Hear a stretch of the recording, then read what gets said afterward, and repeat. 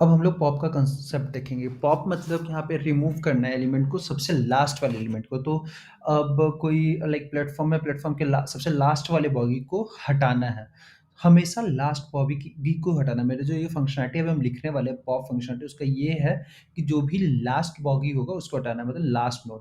तो हटाने का क्या तरीका होगा? हटाने के लिए हम लोग को बस ये करना होगा, सॉरी ये, कि ये जो टेल है इसको उठा के यहाँ लेते आना होगा, ठीक है? अगर सपोज़ इसको हटा रहे हैं और ये जो यहाँ पे रेफ़रेंस ऐसे गया, इसको हटा के यहाँ पे नल करना पड़ेगा, तो जाके ये मेरा हो जाएगा, ठीक है? तो इसको इम्प्लीमेंट करते हैं। अब ये तीनों केस सोच के हम लोग को इम्प्लीमेंट करना है कि हो सकता है कि एक भी नोड ना हो या 2 नोड हो, 2 से ज़्यादा हो या एक ही नोड हो, तो कैसे इम्प्लीमेंट करेंगे?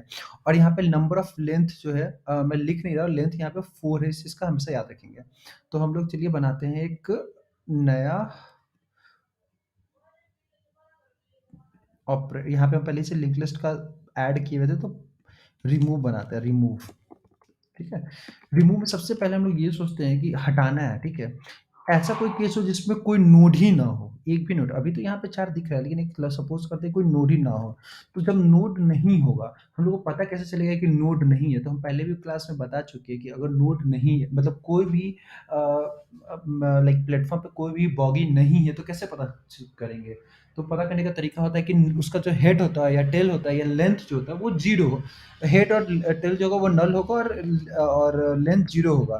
तो अगर हेड ही नल है तो टेल भी नल ही होगा। तो अगर ये ऐसा कंडीशन आता है तो कुछ भी हम लोग ये नहीं कर सकते हैं, मतलब रिमूव नहीं कर सकते। अनडिफाइंड पास कर देंगे या फिर कोई मैसेज नो नोड अवेलेबल, जो जैसा भी आपको करना, नो नोड अवेलेबल जैसा भी मानो रिटर्न कर दिया। अब सोचते हैं कि है उसमें, और ये भी सोचते हैं कि 4 उसमें नोड है, 2 से ज़्यादा है। तो बेसिकली हम लोग को क्या करना है कि हम लोग किसी भी तरह इस नोड पे आना है। अगर इस नोड पे आ जाते हैं, तो इस अगर मान लो कोई ऐसा हमको वैल्यू मिल जाए जो इसको मतलब पॉइंट कर रहा हो, ठीक है? तो हम लोग को पता है जब ऑलरेडी कोई पॉइंट कर रहा है और दूसरा किसी चीज़ को पॉइंट कराना चाहते हैं तो हम लोग करा सकते हैं, करेक्ट? लाइक मेरा ये कहना है कि जैसे कि एक ऑब्जेक्ट है, उसको ए पॉइंट कर रहा है और हमको बी को भी पॉइंट कराना है, तो हम क्या लिखेंगे? बी इक्वल टू ए लिखेंगे। उसी तरह अगर ए इसको पॉइंट कर रहा है और टेल को भी इसको पॉइंट कराना है, तो क्या करेंगे? Tail this dot tail equal to a कर देंगे और this dot tail dot next को तोड़ देंगे। तो ये क्या होगा? ये जैसे ही नल होगा तो ये ब्रेक हो जाएगा, तो सिर्फ 3 बचेगा और लास्ट वाला वैल्यू डिलीट हो जाएगा, करेक्ट? तो हम लोग यहाँ पे आए कैसे? सबसे बड़ा बड़ा क्वेश्चन तो ये यहाँ से यहाँ डायरेक्ट कैसे आए? कोई तरीका है? अब हम लोग ऐसा तो नहीं लिखेंगे this dot head dot next, फिर नेक्स्ट, नेक्स्ट करेंगे तो ये, क्योंकि वो तो स्टैटिकली हो जाएगा। अब हो सकता है 4 से ज़्यादा हो अपने पास, 5 हो, 6 हो, 10 हो नोड, कुछ भी हो सकता है।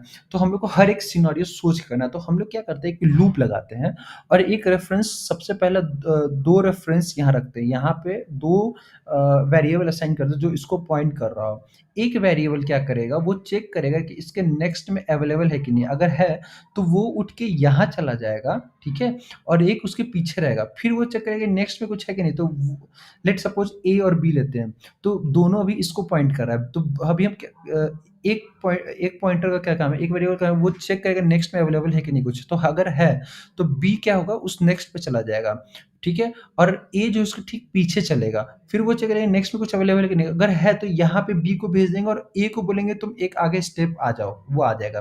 फिर बी यहाँ से आगे बढ़ेगा, यहाँ आएगा, फिर ए यहाँ आ जाएगा, फिर बी यहाँ चेक करेगा कि इसके नेक्स्ट में कुछ है कि नहीं। तो यहाँ पे नहीं है तो यहाँ पे रुक जाना है। यहाँ पे जब रुक जाएगा तो ए जो है वो यहीं पे रहेगा। तो ए जब हमको यहीं पे रहेगा, ए जब इसको पॉइंट करोगे तो टेल को इसको पॉइंट करा सकते हैं। तो यही इसी टाइप का हमको कंसेप्ट लिखना है। तो हम पहले कोड लिख लेते हैं और और आपको समझाते हैं। ए इक्वल टू हम लोग दिस डॉट हेड करते हैं क्योंकि हमको हेड से स्टार्ट करना है। और let a equal to b equal to a करते हैं। तो हम लोग दो दो लिए जो यहाँ पे हम लोग ऐसे बना लेते हैं, जो इसको पॉइंट कर रहा होगा, करेक्ट? इसको थोड़ा ध्यान से समझिएगा। ये दो अगर आप लोगों को समझ में आ गया सबको तो सब आ जाएगा। यहाँ पे ए लिख दिया हम, ठीक है? ठीक हो गया। और यहाँ पे बी लिख देते हैं, ओके? तो ए पहले 2 लाइन से ए यहाँ पॉइंट कर रहा है, बी यहाँ पॉइंट कर रहा है, करेक्ट? अब हम लोग को क्या करना है कि लूप लगाना है, लूप ही है जो इटरेट करेगा। तो बी जो है वो यहाँ आके रुक जाए और ए यहाँ पे आके रुक जाए। तो इसके लिए कंसेप्ट क्या हम लिख बनाते हैं, B while B dot next. तो ए इक्वल टू बी कर दो, B equal to B dot next कर दो। ठीक है। अब अभी पहले इसी कोड को रन करते हैं। हम रिमूव फंक्शन कॉल किए, तो दिस डॉट हेड पे ए चला गया, ए के अंदर बी चला गया, तो हेड पे ए आ गया, बी पे बी भी हेड को पॉइंट करने लगा। हेड मतलब हेड जिसको पॉइंट कर रहा है वहीं ए भी कर रहा है, वहां पे भी कर रहा है। अब हम ये लूप लगाए हैं, तो हम पहला कंडीशन क्या लिखे, बी डॉट नेक्स्ट कुछ है कि नहीं, बी का नेक्स्ट में है कि नहीं। तो बी डॉट नेक्स्ट करेंगे तो ये एक ऑब्जेक्ट रिटर्न करेगा, तो ऑब्जेक्ट में है। तो उसके अंदर गया, अंदर में क्या लिखे, B equal to A B लिखे। तो ए क्या इसका मतलब ये हो कि बी जिसको पॉइंट कर रहा है, ए तुम भी उसी को पॉइंट करो। तो बी इसको पॉइंट कर रहा है तो ए भी इसको पॉइंट करने लगेगा। उसके बाद क्या लिखिए, B equal to B dot next. अब यहाँ पे इस लाइन को समझिएगा, B equal to B dot next मतलब वो बी का जो नेक्स्ट जिसको पॉइंट कर रहा है, वो किसको पॉइंट कर रहा है, इस ऑब्जेक्ट को पॉइंट कर रहा है, उसको बी तुम भी पॉइंट करो। ठीक है, यहाँ पे यही इसका मतलब हुआ, B equal to B dot next मतलब हुआ बी का जो नेक्स्ट है वो इसको पॉइंट कर रहा है, तो बी तुम भी उसको पॉइंट करो। तो ये क्या होगा, बी का नेक्स्ट जो है इसको पॉइंट कर रहा है, तो बी अब इसको पॉइंट करने लगा। उसके बाद फिर हम लोग इस लूप से बाहर निकले, यहाँ क्या लिखा, बी डॉट नेक्स्ट। तो बी डॉट नेक्स्ट, बी का जो नेक्स्ट है, बी का डॉट नेक्स्ट है, ये ऑब्जेक्ट है, ये सही हो जाएगा, कंडीशन अंदर जाएगा। तो ए इक्वल टू बी कर लिए, तो ए इक्वल टू बी के लिए, ये इसलिए क्योंकि नेक्स्ट में कुछ है। तो अब बी को आगे बढ़ाना और ए को उसके पीछे लगाना, तो हम पहले यहाँ पे लेते हैं अंदर, फिर उसका क्या लिखे, B equal to B dot next किए। तो बी का नेक्स्ट जिसको पॉइंट कर रहा है, बी तुम भी उसको पॉइंट करो। तो बी का नेक्स्ट जो है वो इस ऑब्जेक्ट को पॉइंट कर रहा है, तो बी भी इसको ऑब्जेक्ट करने लगा और ए अभी पिछले वाले को कर रहा है। अब क्या हुआ, फिर यहाँ से वो फिर ऊपर गया, बी डॉट नेक्स्ट। तो बी का जो नेक्स्ट है वो किसी को पॉइंट कर रहा है, मतलब कंडीशन ट्रू है, तो अंदर वाला लाइन एग्जीक्यूट होगा, ए इक्वल टू बी।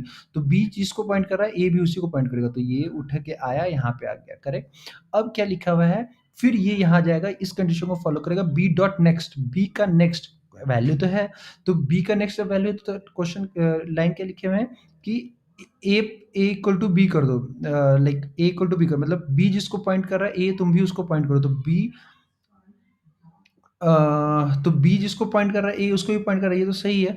अब क्या लिखें, थर्ड लाइन क्या है कि B equal to B dot next कर दो। तो बी का जो नेक्स्ट है, बी का जो नेक्स्ट है वो इसको पॉइंट कर रहा है, तो बोल रहा है कि बी तुम भी उसको पॉइंट करो। तो बी को उठाए यहाँ पे डाल दिए। अब बाहर जब निकले यहाँ से, तो बी का नेक्स्ट है, तो बी का नेक्स्ट क्या है, अभी नल है। बी का नेक्स्ट, बी डॉट नेक्स्ट करेंगे तो क्या नल है, तो ये कंडीशन फेल होगा। अब देख सकते हैं ए यहाँ पे आ चुका है। जब ए इसको पॉइंट कर रहा है तो हमको पता है कि टेल को कैसे पॉइंट कराना है, तो सिंपल सा एक लाइन लिखेंगे कि this dot tail equal to A, correct. तो क्या होगा, ये जो टेल है वो उठ के यहाँ आ जाएगा, क्योंकि जहाँ पे ए पॉइंट करा रहा है वहां पे हमको बी को पॉइंट करना है, लेकिन हमको इस वैल्यू को रिमूव करना है ना, करेक्ट, इस वैल्यू को हटाना है। तो अभी भी तो ये जुड़ा हुआ है यहाँ पे, तो टेल जब भी जिस लास्ट वाले पे रहता है उसका नेक्स्ट हमेशा नल होता है। तो हम सेकेंड लाइन में लिख देंगे this dot tail dot next equal to null. तो क्या होगा इससे, ये जो रेफरेंस है यहाँ, ये रेफरेंस ब्रेक हो जाएगा, ठीक है, और ये वाला जो पोर्शन है वो गायब हो जाएगा, करेक्ट। ये गायब हो गया, मतलब बेसिकली ये टूट गया, तो इसका कोई मतलब नहीं। और यहाँ पे क्या आ जाएगा, यहाँ पे अपना आ जाएगा नल, NULL, नल आ गया। ठीक है, इसको थोड़ा बेयर कर लीजिएगा, ये जो भी लिखा हुआ है इसको NWL है, ठीक है। तो यहाँ नल आ गया, टेल अब इसको पॉइंट कर रहा है, करेक्ट। तो ये एक वैल्यू रिमूव हो गया, जो रिमूव हुआ वो जो अभी हम हटाए वो बी उसको पॉइंट कर रहा था, करेक्ट। तो वो ब्रेक तो हो गया। अब यहाँ पे लेंथ पहले घटा लेंगे, length equal to this dot length -1, और यहाँ पे भी हम रिटर्न लिखते हैं बी, मतलब जो चीज डिलीट हुआ है वही रिटर्न कर दो, करेक्ट। अब दोबारा इस फंक्शन को कॉल कर दो, दोबारा इस फंक्शन को कॉल कर, वो चेक करेगा this dot head equal to null है तो नहीं है, अंदर गए तो this dot head equal to a कर देगा, ए इक्वल टू बी कर देगा, मतलब दिस डॉट हेड को ए पॉइंट करे और बी भी पॉइंट करे। अब सबसे लास्ट वाला वैल्यू तो ये है, अब इसको डिलीट कराना है। अब चलेंगे यहाँ पे व्हाइल का बी का नेक्स्ट में कुछ है, तो इसका मतलब क्या हुआ कि a इक्वल टू बी कर दो, a इक्वल टू बी कर दो, तो बी जिसको पॉइंट कर रहा होगा इसको a भी पॉइंट करेगा, तो अभी कर रहा है। फिर थर्ड लाइन क्या है, B equal to B dot next कर दो, B equal to B dot next, B का नेक्स्ट इसको पॉइंट कर रहा है तो बी तुम भी उसको पॉइंट करो, ये इसको पॉइंट किया, ठीक है। फिर यहाँ पे गए, बी का नेक्स्ट सही है कि गलत है, बी का नेक्स्ट सही है, तो बोला क्या कि a इक्वल टू बी कर दो, मतलब ए बी जिसको पॉइंट कर रहा है उसी को ए भी पॉइंट करे, तो अब इसको उठाएंगे, यहाँ लेते आएंगे।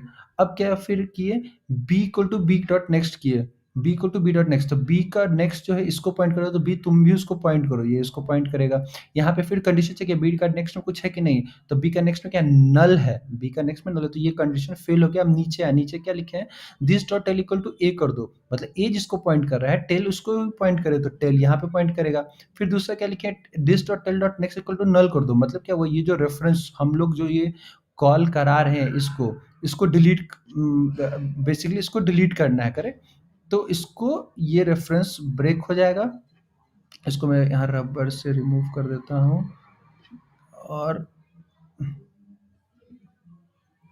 इस जगह पे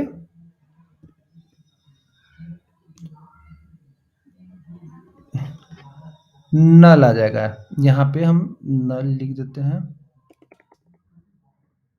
नल आ गया, ठीक है। अब टेल किसको पॉइंट कर रहा है, इसी को पॉइंट कर रहा है, जो ये रिमूव हुआ है, ये जो बल्कि टूटा है, मैंने यहाँ पे रिमूव कर मतलब मिटा दिया है आप लोग के लिए, लेकिन बी अब उसको पॉइंट कर रहा है, तो हम यहाँ पे रिटर्न बी कर दी, जो डिलीट हुआ उसी को रिटर्न कर दिया, लेंथ माइनस हो गया, तो अब कितना बचा होगा, लेंथ 2 बचा होगा। अब दोबारा इस फंक्शन को कॉल करते हैं, remove this dot head equal to null, तो नल तो है नहीं क्योंकि अभी भी इसमें 2 वैल्यू है प्रेजेंट।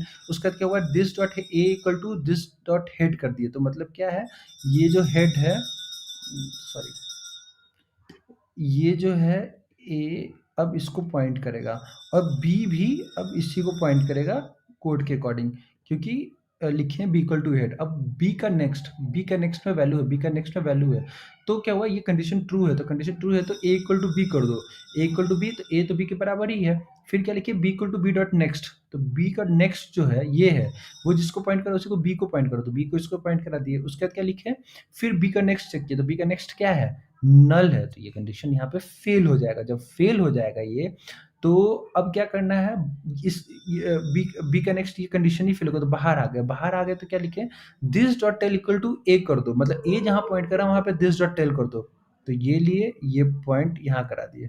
फिर उसके बाद क्या लिखे, this dot tail dot next equal to null कर दो, दिस का जो टेल है, टेल का नेक्स्ट जो है वो जो इसको रेफर कर रहा है उसको क्या करना है, हम लोग को पॉइंट ब्रेक कर देना है, यहाँ पे पॉइंट ब्रेक कर दिए।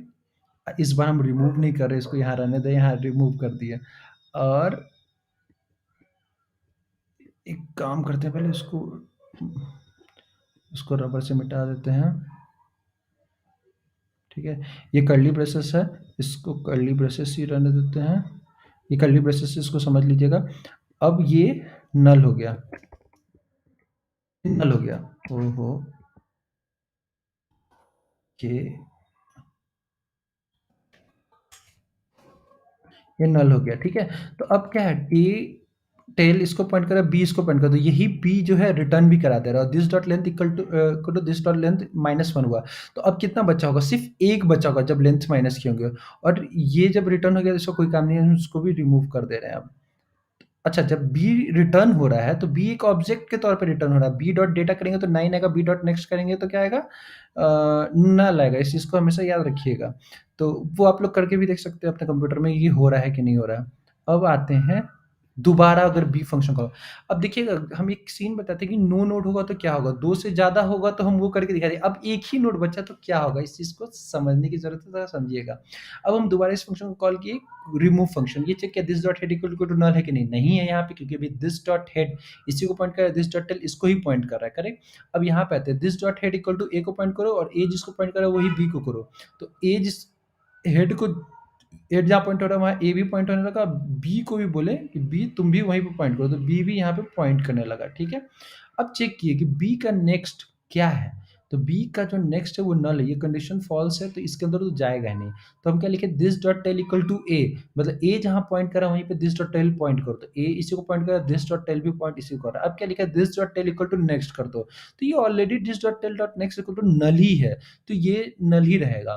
उसके बाद क्या लिखा, this dot length equal to length minus one, तो अभी वन था अब जीरो हो गया, ठीक है, लेंथ वन था तो वो जीरो हो गया होगा, लेकिन रिटर्न क्या किए बी, तो रिटर्न क्या करता गया ये, तो ये रिमूव तो हो गया, लेकिन लिंक लिस्ट में, लिंक लिस्ट का क्या मतलब होता है कि हेड टेल जब नल हो जाए तभी समझिए कि प्लेटफॉर्म पे कुछ नहीं, कोई पॉकेट नहीं, लेकिन अभी भी हेड और टेल इसी को पॉइंट कर रहा है, मतलब लिंक लिस्ट में हम लोग बी तो भेज देंगे, कोड हम लोग को लगेगा रन कर रहा है, लेकिन जब दोबारा यही फंक्शन कॉल करते हैं, दोबारा यही फंक्शन कॉल करेंगे, तो पता है उस समय ये कोड एग्जीक्यूट होना चाहिए कि नो नोड अवेलेबल, लेकिन अभी भी तो नोड है और हेड भी उसी को पॉइंट कर रहा है, टेल भी पॉइंट कर रहा है। तो इसके लिए हम लोग क्या करेंगे, यहाँ पे कंडीशन लिखेंगे कि इफ दिस डॉट लेंथ जो है वो जीरो इक्वल टू जीरो के जीरो हो जाए, तो क्या कीजिए, this dot tail equal to null कर दो और this dot head equal to null कर दो। अब इस कोड से क्या हुआ कि जब ये this dot head equal to null हो गया, this dot tail equal to null हो गया, तो ये इसका कोई एग्जिस्टेंस ही नहीं रहा, ये पूरा खत्म कहानी।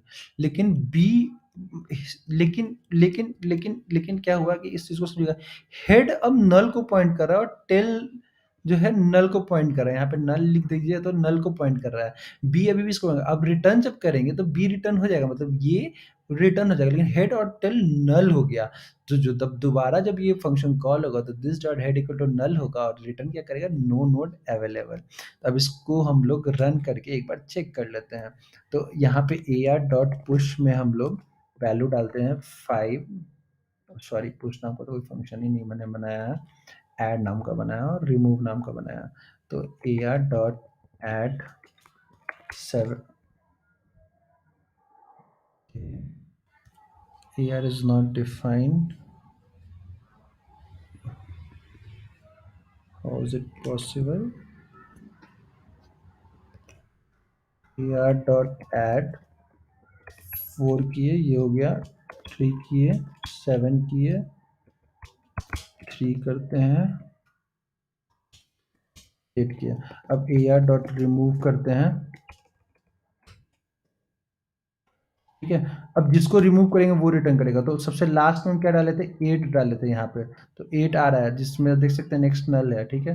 दोबारा कॉल किए तो शायद 3 तो 3 आ रहा है, दोबारा किए 7 आ रहा है, दोबारा किए तो 4 आ रहा है, अब कुछ भी नहीं बचा, अब क्या करेंगे, नो नोड अवेलेबल आ रहा है रिमूव जब कॉल किए। तो यही पुश फंक्शनलिटी था, सॉरी पॉप फंक्शन था जिसका नाम हम यहाँ पे रिमूव दिए। आई होप ये समझ में आया होगा।